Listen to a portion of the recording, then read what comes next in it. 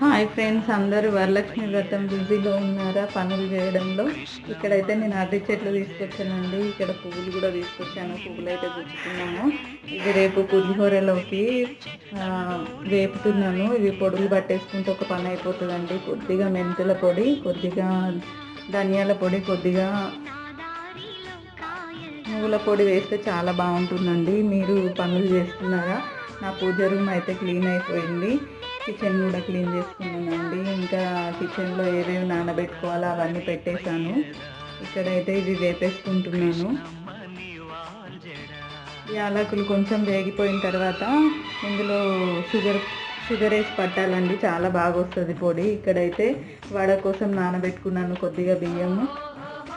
ఇవేమో శనగలు వాయినాలకి ప్లస్ కొంచెం గుగ్గిళ్ళు చేసి వాట్ల కోసం అయితే ఇంకా శనగపప్పు నానబెట్టాను. బెల్లం వీడియో తీసానండి పోయి.